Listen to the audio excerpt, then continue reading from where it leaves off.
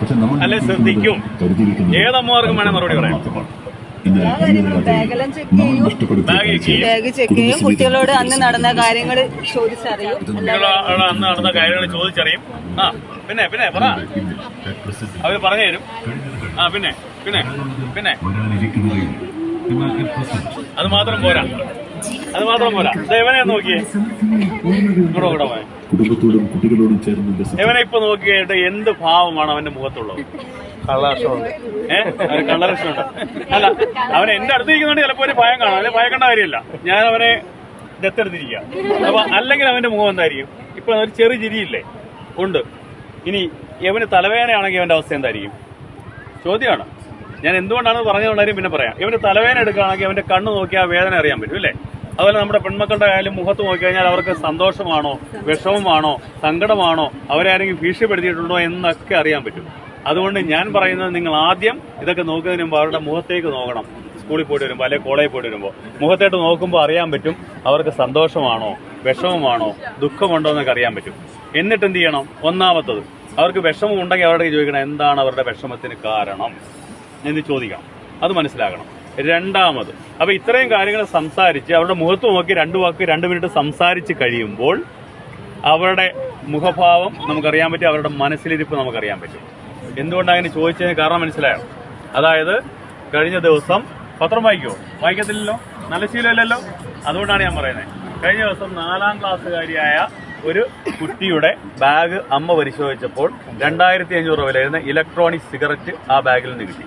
ആ 4ാം ക്ലാസ്സുകാരിയായ 9കാരിക്ക് എവിടുന്നാണ് electronic cigarette കിട്ടിയത് നമ്മൾ ചിന്തിക്കണ്ടേ? എവിടുന്ന് കിട്ടി?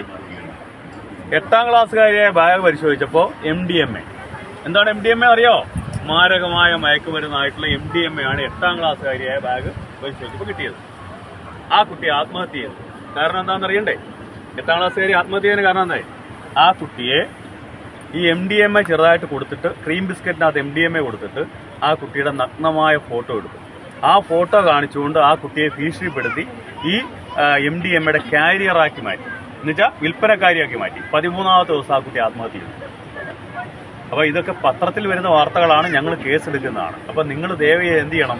നമ്മളുടെ മക്കളുമാരെ കെയർഫുൾ ആകാൻ വേണ്ടി നോക്കുക. സ്കൂളിൽ പോകുമ്പോഴും വരുമ്പോഴും നമ്മുടെ മക്കളുമാരെ വളരെ കെയർഫുൾ ആകണം. അവരുടെ കാര്യങ്ങൾ സംസാരിക്കണം. ഒരു ഫ്രണ്ട്ലി ആറ്റിറ്റ്യൂഡ്, അതായത് മക്കളുമാരും അമ്മയും തമ്മിൽ ഒരു ഫ്രണ്ട്ലി ആറ്റിറ്റ്യൂഡ് വളർത്തിയെടുക്കണം. സംസാരിക്കണം, അവരുമായിട്ട് സംസാരിച്ചുകൊണ്ടേയിരിക്കണം. അതുപോലെ തന്നെ ആവശ്യമില്ലാതെ മൊബൈൽ ഫോണുകൾ കൊടുത്ത് കളിപ്പിക്കേണ്ട. കൊച്ചു കുഞ്ഞുങ്ങളിപ്പോൾ മൊബൈൽ ഫോൺ കൊടുത്താലേ അവർ ആഹാരം കഴിക്കും. ആ ശീലമേ വേണ്ട. കാരണം കഴിഞ്ഞ ദിവസം കണ്ടോ അമ്മയുടെ കഴുത്തറുത്തത്? 14കാരൻ അമ്മയുടെ കഴുത്തറുത്ത കണ്ടോ? ഇവിടെ 14കാരനായിട്ടുള്ളൊരു കുട്ടി, അല്ല 8ാം ക്ലാസ്സിൽ പഠിക്കുന്ന കുട്ടി തൊട്ടപ്പുറത്ത് ആത്മഹത്യ ചെയ്തു. എന്താ കഴിച്ചറിയോ? ആ അമ്മയുടെ മൊബൈൽ ഫോണിലെടുത്ത് കളിച്ചിട്ട് 1.87 ലക്ഷം രൂപയാണ് ഗെയിമിങ്ങിലൂടെ നഷ്ടപ്പെട്ടത്. 1. 2, ആ കുട്ടി കളിച്ച ഓൺലൈൻ ഗെയിമിങ്ങിലൂടെ അവനെ കഴുത്തിൽ കുരുക്കിട്ട് ആത്മഹത്യയിലേക്ക് നയിച്ച ഗെയിമിംഗ്. അപ്പൊ നമ്മൾ ഈ PUBG, ഫ്രീ ഫയർ എന്നൊക്കെ പറയുന്ന സാധനങ്ങൾ കളിപ്പിക്കുമ്പോൾ നമ്മുടെ മക്കളുമാരെ നഷ്ടപ്പെടുമെന്നും നാളെ നമുക്കെതിരായിട്ട് അവർ വിരൽ ചൂണ്ടുമെന്നും കൂടെ ആലോചിക്കണം. അപ്പം ഇത്രയും കാര്യങ്ങൾ ഞാൻ നിങ്ങളുടെ പറഞ്ഞു തന്നത് നിങ്ങളുടെ അറിവിലേക്കാണ്. കഴിഞ്ഞ ദിവസം കണ്ട ഒരു കാര്യം കൂടെ പറയാം. കഴിഞ്ഞ ദിവസം 9ാം ക്ലാസ്സുകാരിയായ ഒരു കുട്ടി, വീഡിയോ എടുത്തില്ലെങ്കിൽ കുഴപ്പമില്ല, ഞങ്ങളെ കണ്ട അനുഭവമാണ്. 9ാം ക്ലാസ്സുകാരിയായ ഒരു കുട്ടിയുടെ കട്ടിലിനടിയിൽ 3 ദിവസമായിട്ട് അവന്റെ കാമുകൻ ഒളിച്ചിരിക്കുകയാണ്. ആ കുട്ടിയുടെ +1 പഠിക്കുന്ന ആ കുട്ടിയുടെ ചേട്ടത്തിക്ക് അറിയാമായിരുന്ന ഒരു സംഭവം. എന്നിട്ട് പോലും അമ്മ അറിഞ്ഞില്ല, 2ാമത്തെ നിലയിൽ. അപ്പോൾ 3 ദിവസം കഴിഞ്ഞപ്പോഴാണ്. അപ്പോൾ നമ്മുടെ അമ്മമാരെന്ത് ചെയ്യണം? കുറേയൊക്കെ ഈ ട്വിറ്ററും ഫേസ്ബുക്കും വാട്സാപ്പും ഒക്കെ കളിക്കുന്നതൊക്കെ ഒഴിവാക്കും. നമ്മുടെ മക്കളുടെ സേഫ്റ്റിക്ക് വേണ്ടി, നല്ലതിന് വേണ്ടി അവരെ ഒന്ന് വാച്ച് ചെയ്യുക.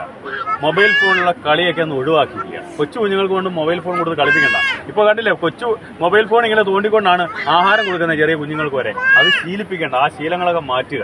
അത് തെറ്റായ ശീലങ്ങളാണ്. അത് നാളെ നമ്മുടെ മക്കൾക്കും നമ്മുടെ കുടുംബത്തിലും ഒക്കെ ദോഷം വരുമെന്നുള്ള കാര്യം ഒന്ന് മനസ്സിലാക്കുന്നത് നല്ലതായിരിക്കും. അപ്പോൾ നിങ്ങളുടെ ഉല്ലാസത്തിന് ഞാൻ കൂടുതൽ തടസ്സം നിൽക്കുന്നില്ല. നിങ്ങൾ ഉല്ലാസിക്കുക. നമ്മുടെ മക്കളുമാരുടെ കാര്യം നോക്കണം. 2 കാര്യങ്ങളാണ്. ഇത് ഡ്രൈവിൻ ബീച്ചാണ്. കഴിഞ്ഞ ദിവസം ഇവിടെ ഒരു ആക്സിഡന്റ് നടന്നു. 4 വയസ്സുള്ള ഒരു കൊച്ചിന് ആക്സിഡന്റ് പറ്റി. കാരണം കരയിലേക്ക് പോകുമ്പോൾ അവർക്കറിയില്ല. അവര് ഡ്രൈവിൻ ബീച്ച് എന്ന് പറയുമ്പോൾ അവർ വിചാരിക്കാണ്ട് ഭയങ്കര സ്പീഡിൽ പോകേണ്ട ബീച്ചാണ്. അല്ല, ഇവിടെ സഞ്ചാരികളും വരും, പെതുക്കെയാണ് ആൾക്കാർ പോകേണ്ടത്, ഡ്രൈവിംഗ് നടത്തേണ്ടത്. അപ്പോൾ നമ്മുടെ മക്കളുമാരൊക്കെ കൈവിട്ട് പെട്ടെന്ന് ഓടിപ്പോകുമ്പോൾ അവർക്ക് ആക്സിഡന്റ് ഉണ്ടാകാണ്ട് നോക്കേണ്ട ചുമതല നമുക്കാണ്. ഈ 2 കാര്യങ്ങൾ നിർബന്ധമായിട്ട് നിങ്ങൾ നോക്കണം. മക്കളുമാർ കടലിലിറങ്ങുമ്പോൾ അവരെ കൈപിടിക്കുക, അതുപോലെ തന്നെ കരയിലേക്കൊക്കെ ഓടിപ്പോകാൻ നോക്കുമ്പോൾ വണ്ടി വരുന്നുള്ള കാര്യം കൂടെ ശ്രദ്ധിക്കുക. ഇതൊക്കെ നമ്മുടെ അനുഭവങ്ങൾ എന്ന് പറയുന്ന കാര്യങ്ങളാണ്.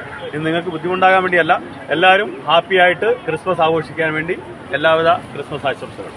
എൻ്റെ പേര് ശ്രീകുമാർ എന്നാണ്. ഞാൻ തലശ്ശേരി കോസ്റ്റൽ പോലീസ് സ്റ്റേഷനിലെ സർക്കിൾ ഇൻസ്പെക്ടർ.